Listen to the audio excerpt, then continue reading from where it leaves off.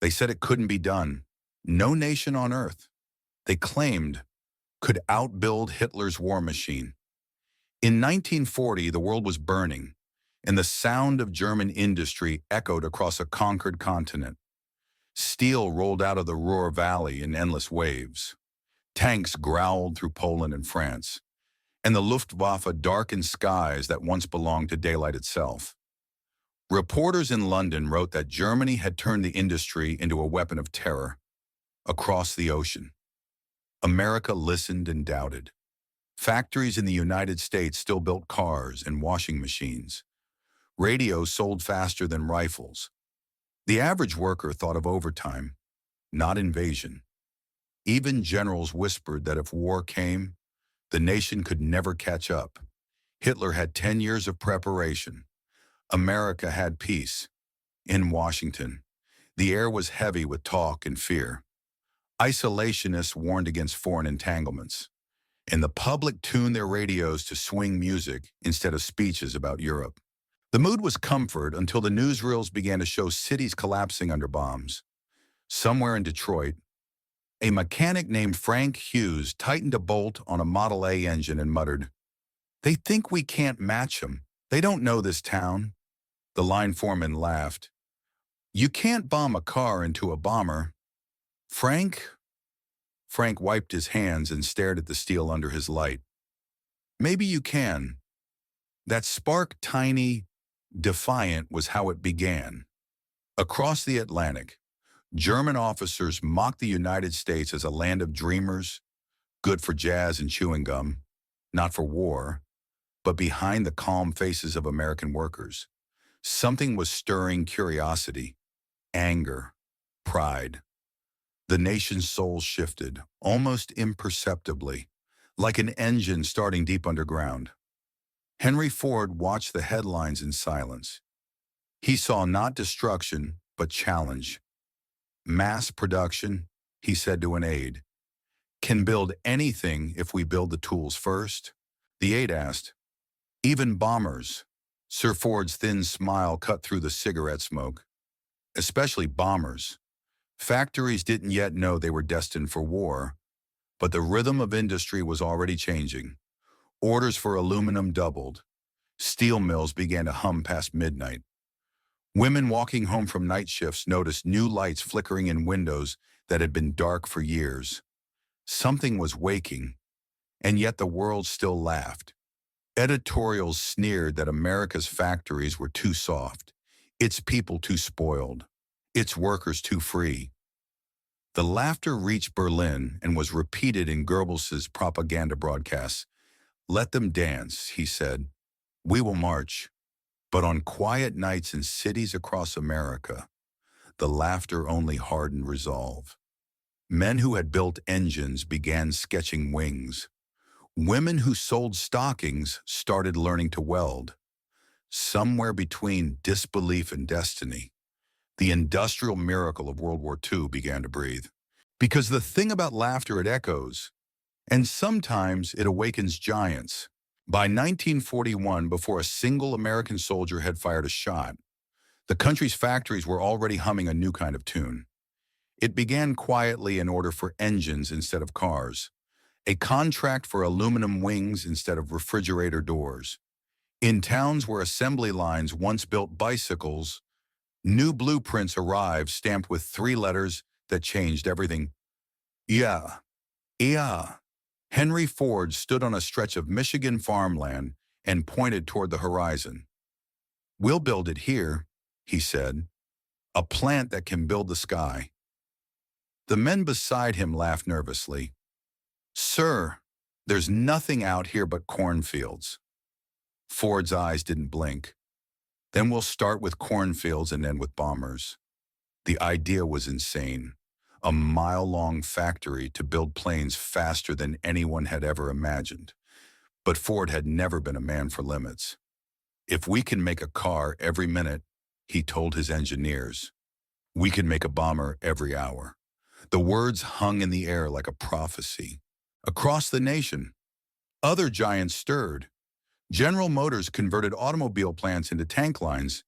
In Seattle, Boeing expanded so fast that workers lived in trailers beside the hangars. In California, Henry Kaiser promised to build ships faster than beer could be brewed.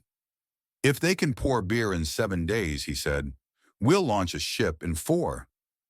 The laughter that followed wasn't disbelief, it was courage pretending to be humor.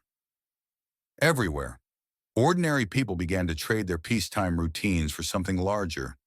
Housewives took jobs at drafting tables. Teenagers learned to rivet. Old men returned to the mills, hands trembling but hearts steady. A slogan appeared on posters: "The nation that builds will never fall." The transformation wasn't clean. Machines broke. Blueprints failed. The first prototypes looked clumsy, crude, but failure only sharpened determination. In the Midwest, a foreman wrote above his workstation, "We'll fix it on the next shift." That became the country's unofficial anthem. Politicians argued, bankers hesitated, but in the factories, no one waited for permission. The rhythm of work became a kind of faith. Hammers struck like church bells. Sparks danced like prayer candles. And though war had not yet come to America's shores, the nation's heartbeat had already changed tempo. A journalist visiting a plant in Cleveland wrote, "I don't know if they realize it yet, but they're preparing for something vast. There's a storm coming, and they're building thunder. And in that thunder lay the truth the giant was no longer asleep. It was standing up, stretching, reaching for its tools." The laughter from across the ocean was still echoing, but America was already answering not with words, but with work. It was a Sunday morning, December 7th, 1941. The radios were playing dance tunes when the broadcast cut out. A trembling voice replaced the music. "We interrupt this program. The island of Oahu is under attack." Across America, breakfast tables went silent. Forks stopped. Coffee cooled. Then came the sound that would echo through generations, the words Pearl Harbor. In Detroit, machinist Frank Hughes dropped his wrench. "They hit us," he whispered. His foreman nodded slowly. "Then we hit back." Overnight, the great debate about war ended. Isolationists folded their newspapers in silence. In New York, the streets filled with the sound of footsteps, men lining up at recruiting stations, women at factory gates. The next morning, before dawn, a line stretched outside the Willow Run site that hadn't even finished construction. No one told them to come. They just did. The first days were chaos. No one knew how to build a bomber factory while the nation was on fire. Trucks clogged the roads. Cranes fought mud and snow. Engineers shouted over each other, but no one left. Ford himself walked the grounds in his overcoat, shouting through the noise, "Keep moving, build forward, fix later." And they did. They built in the rain, under floodlights, through exhaustion. A worker named Mary Stevens remembered, "We'd get home at dawn, sleep 3 hours, and go back. We weren't scared, we were furious." Factories across the nation followed the same rhythm. Typewriter companies began making rifle parts. Sewing machine firms switched to parachutes. Toy manufacturers turned out shell casings. A Chicago printing press that once made magazines now stamped airplane instruments. The government called it mobilization, but in the streets, people called it something else: payback. By Christmas 1941, the sleeping giant had not just woken, it was roaring. Steel mills thundered day and night. Sparks fell like snow. Every shift felt personal. The radio played Roosevelt's voice. "This generation of Americans has a rendezvous with destiny." Frank Hughes listened from the shop floor and murmured, "Destiny. No, sir. We've got a schedule." The twist came fast. The first B-24 bombers rolled off the line before the Japanese expected America could even tool up. The same nation they thought too soft to fight had already turned industry into weaponry. The sound that had once been jazz and factory whistles was now the drumbeat of war. America's answer to Pearl Harbor wasn't revenge, it was production, and it was just beginning. The train whistle blew long before sunrise. Across Michigan, headlights crawled through the snow farm trucks, old sedans, anything that could carry a worker to a place called Willow Run. They came with lunch pails and toolboxes from Ohio, Indiana, Kentucky, the Carolinas. No one had seen a factory like it before. It rose out of farmland like a city of steel and glass, stretching nearly a mile from one end to the other. Inside, the air trembled with noise hammers, car, drills, welders, engines testing on their mounts. The signs above the entrances read, "The line that never sleeps." A supervisor named Ralph Parsons walked the floor every night, shouting over the roar, "Keep her rolling." And they did. Workers called themselves the Midnight Army. One man joked, "We don't punch in, we enlist." The numbers were staggering. Within months, the plant was producing bombers faster than Germany could destroy them. By 1943, a brand new B-24 Liberator rolled off the line every 60 minutes. The press called it the arsenal of democracy. Hitler's spies called it impossible. Mary Stevens, the young woman who had once wiped tears watching her first bomber leave the hangar, now worked the final inspection crew. Every time one flew out, she said, "I imagined my brother up there, and I worked faster." Her hands bled from the rivet gun, but she never slowed. There was no difference between day and night anymore. The lights inside burned without pause. People ate standing up, drank coffee by the gallon, slept on benches during shift changes. Pregnant women worked until the last weeks before birth. Men on crutches welded beside teenagers. They called the fatigue Willow Run time, where hours melted into purpose. Then came the twist no one saw coming. The better the plant ran, the harder it became to stop it. Ford's own engineers realized the system could now build anything: planes, tanks, even entire factories. The machine had outgrown its creator. Reporters who toured the line left speechless. One wrote, "I thought I came to see a factory. I found a civilization." At night, the glow from Willow Run could be seen for miles, a pillar of fire against the frozen sky. Farmers looked up from their barns and whispered, "That's what freedom looks like." And in a way, it was. The miracle had a cost. By the winter of 1943, America's factories were no longer just machines of metal. They were machines of flesh and will. Men and women worked until their fingers cracked, until their voices went hoarse from shouting over the engines. In Pittsburgh, the steel mills glowed red around the clock. Temperatures inside the furnaces reached 1,200 degrees. Workers joked that they didn't need coffee, they could wake up just by standing near the heat. One foreman said, "The only thing hotter than this steel is the temper of the men pouring it." In Akron, the smell of rubber filled the air so thick it clung to the skin. Tires rolled out faster than they could be stacked.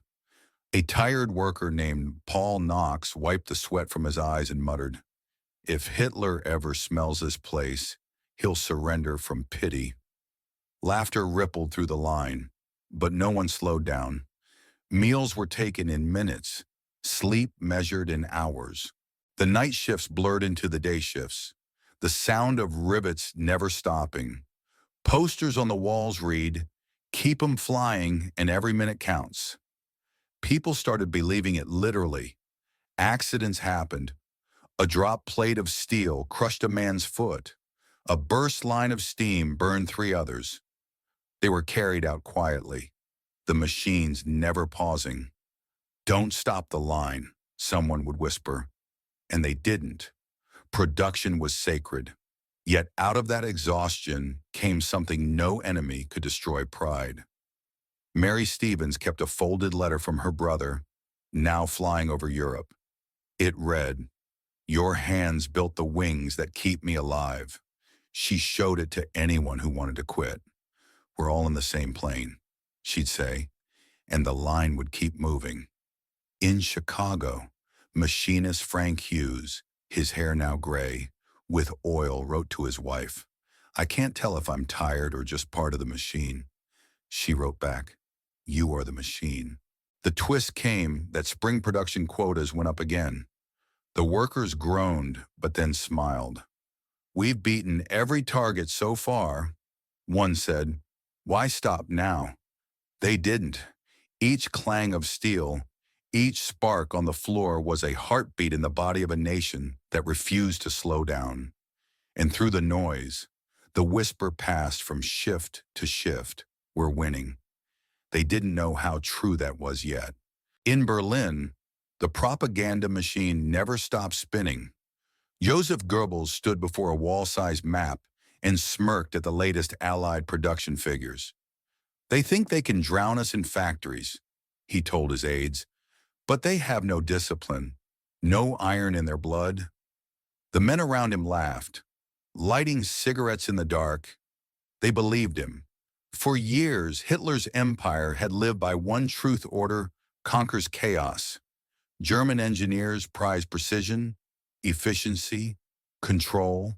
America, they thought, was chaos, a jumble of states, companies, and people who couldn't agree on anything. But chaos, when it burns hot enough, becomes power. By 1943, that power was measured in ships, planes, and tanks built faster than anyone had ever imagined. Goebbels mocked the numbers on the Radio 1 bomber and our fairy tales, but the spies sent to verify them never came back laughing. The truth was worse than their fears. In Munich, a Luftwaffe officer read an intercepted report about Willow Run and muttered, "One bomber an hour. If that's true, the war's already lost." His adjutant tried to reassure him. "We have better machines." The officer shook his head. "They have more hands." Meanwhile, across the Atlantic, American industry was doing the impossible, breaking every rule of production. Rival companies shared patents. Competitors swapped workers to fill shortages. The same nation that once argued over tariffs now traded blueprints over coffee. A Navy engineer described it best. "We used to compete for customers. Now we compete with time." The twist came when German intelligence learned that the United States had more oil, aluminum, and rubber reserves than the entire Axis combined, and was still increasing output every month. Goebbels raged in his office, shouting, "They build faster than we can bomb." In America, the news barely made a ripple. The people were too busy building. Roosevelt's fireside chats told them the truth in plain words. "We are the great arsenal of democracy. We shall send them everything we have." And they did. German pilots began seeing the results in the sky formations so vast they blotted out the sun. "Every plane we shoot down," one ace complained, "two more take its place." Hitler had built his war on fear and control. America built its answer on faith and freedom.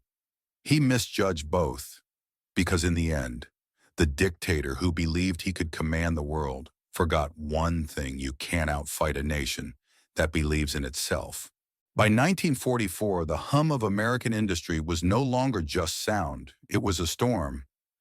The night sky above every city glowed orange from furnaces, and the railways pulsed like arteries, carrying tanks, shells, and bombers toward the coasts. The scale was beyond comprehension. America wasn't just building weapons, it was building victory itself. Every hour, a ship slid into the Atlantic. In California, shipyards once empty now launched Liberty ships faster than anyone thought possible. Workers stood on the docks, staring as the latest one splashed into the water, and someone shouted, "Another for freedom." The crowd cheered until their throats were raw. In Detroit, production hit a rhythm that felt more like heartbeat than machinery. The Ford plant rolled out engines as if by instinct. 24 hours a day, a foreman said, "I don't hear machines anymore. I hear music." The hook was the numbers 297 Sonarland planes, 86 Sonarland tanks, millions of guns and shells. But the twist was human. Every statistic had a face. Behind every bomber stood 50,000 hands. Behind every bullet, a heartbeat. In a letter home, a steelworker wrote, "We're not building weapons, we're building brothers' lives." His wife read it aloud to their neighbors, and soon that phrase spread across bulletin boards, break rooms, and factory walls. It became their creed. Washington called it the arsenal of democracy, and for once, the name fit perfectly. It wasn't just about strength, it was about unity. Protesters and politicians, rich and poor, immigrant and native-born, all working the same line, breathing the same air thick with metal and meaning. There were still moments of doubt. Power outages stopped production. Raw material shortages loomed, but ingenuity filled the gaps. Women took over entire shifts. Children collected scrap metal. A small-town preacher in Kansas turned his church basement into a workshop for parts. Every screw counts, he said. Across the ocean, German factories bombed into rubble could only dream of such abundance. One captured German engineer whispered, "It's not that they have more machines, it's that they never stop." And that was the secret. America didn't outfight tyranny with genius or luck. It outworked it. By spring, the thunder of assembly lines had become a kind of prayer, loud, steady, unstoppable. And somewhere deep within that roar, you could almost hear the words Roosevelt had promised years before. "We shall build for freedom, and the world will remember." By mid-1944, the sound of American engines filled two oceans. The skies over Europe and the Pacific no longer belonged to the Axis. They belonged to the factories back home. For every tank Germany built, America built 5. For every plane shot down, 2 more took its place.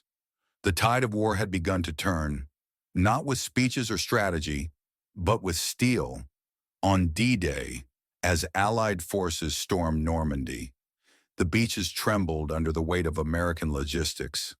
Thousands of landing craft, trucks, and jeeps poured from ships like rivers of motion.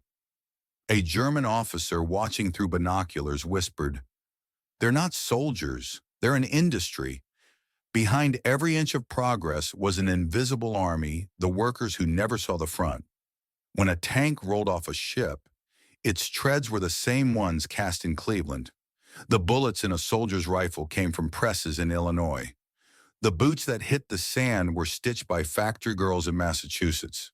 The front line ran straight through every assembly line in America. In England, General Eisenhower studied supply maps that stretched across his table. "It's not courage that wins this war," he told his staff. "It's delivery." His officers nodded. They had seen it firsthand, convoys so long they vanished over the horizon, trains that ran without pause, depots stacked to the sky. The twist came when even the German high command began to understand. Captured documents revealed their disbelief. America's monthly output of aircraft engines now exceeded Germany's annual total. Their generals begged for oil, for steel, for sleep, and got none. Meanwhile, back home, fatigue still haunted the workers. Frank Hughes rubbed his eyes at the end of another 12-hour shift and muttered, "If we stop for a day, someone dies out there." No one argued. They just tightened their belts and kept welding. Radio reports told of Allied advances Paris liberated, bombers over Berlin, Marines raising flags on distant islands. Each victory carried a hum familiar to every American ear, the low, steady rhythm of production. By autumn, the myth of German invincibility had crumbled under the weight of freight. The Reich could fight armies, but it couldn't fight abundance. And somewhere in the roar of engines crossing the channel, the world finally heard it, the sound of freedom being manufactured. The end didn't come with a cheer, it came with a silence. One spring morning in 1945, the machines began to slow. In Detroit, a siren that had wailed every dawn for 4 years suddenly stayed quiet. Men looked up from their benches, unsure if it was a mistake. In Seattle, a welder lowered his mask and asked, "Is it over?" Someone nodded. Germany surrendered. For a long moment, no one moved. Then a single wrench fell from a worker's hand and clattered against the floor, a sound louder than any celebration. Across the country, the same scene repeated, factories pausing mid-shift, workers frozen between pride and disbelief. They had lived so long inside the rhythm of war that stopping felt like betrayal. A foreman in Pittsburgh whispered, "The line's dead." A woman near him shook her head. "No," she said softly, "it's resting." In Willow Run, the final B-24 bomber rolled out beneath a sky, bright with spring sunlight. Mary Stevens stood by the hangar doors, her hands trembling. "That's the last one," someone said. She smiled faintly. "Then it better fly straight." The hook wasn't victory, it was realization. They hadn't just built machines, they had built a new kind of nation. Factories that had glowed through every night now stood in the daylight, their walls streaked with soot, their floors scarred by millions of boots.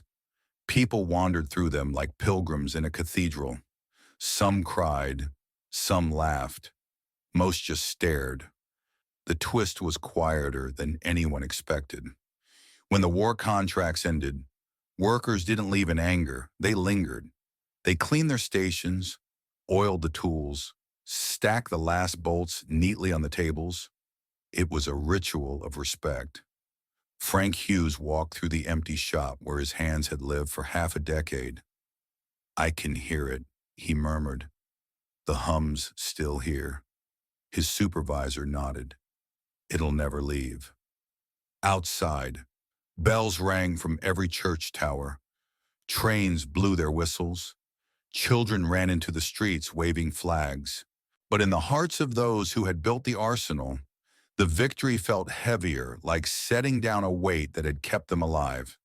That night, for the first time in years, America slept, and the sound of the machines fading into silence was the sweetest lullaby it had ever known. The war ended, but the miracle remained. When the last engines cooled and the last factory lights dimmed, America looked around and saw something new in its reflection. The nation that had built for war now had the power to build for peace. The same factories that had poured out tanks began turning out cars. The shipyards that had launched Liberty ships now launched homes and hope. Engineers who had designed bombers turned their eyes to the heavens and began sketching rockets. The country's heartbeat, once the hammer and the rivet, kept its rhythm, steady and strong. In the ruins of Europe, soldiers saw a world starving for renewal. America sent food, tools, and steel. One German prisoner of war said, "We thought they would destroy us. Instead, they rebuilt us." That was the second miracle, the ability not just to outbuild, but to rebuild. The hook was never victory, it was what came after. At a ceremony in Washington, President Truman spoke to a crowd of tired workers still wearing their factory uniforms. "The strength of a nation," he said, "is not in its weapons, but in the hands that build them." A woman in the crowd, Mary Stevens, clutched her welding gloves and whispered, "Then we're stronger than we ever knew." The twist came slowly. In the quiet years that followed, prosperity spread. Highways stretched across the land. Televisions replaced radios. And factories that had once built bombers now filled living rooms with comfort and color. But beneath the hum of the new America, the echoes of war production never faded. They had built more than machines, they had built belief. Frank Hughes retired in 1952. On his last day, he walked through the plant one final time. He placed his hand on a steel beam and smiled. Still solid, He said, "We did good." And he was right. They had done more than win a war, they had defined an era. Even now, and when a turbine spins, when a jet engine roars, when a construction crew raises a skyscraper into the sky, that same heartbeat still hums beneath it, the rhythm of work, of unity, of purpose. If this story moved you, don't let it fade into static. Tell it, share it. Let the next generation hear what ordinary hands once built and what faith in work can still create. Because history isn't just remembered, it's rebuilt. Every time we believe again. And this was how America outbuilt Hitler.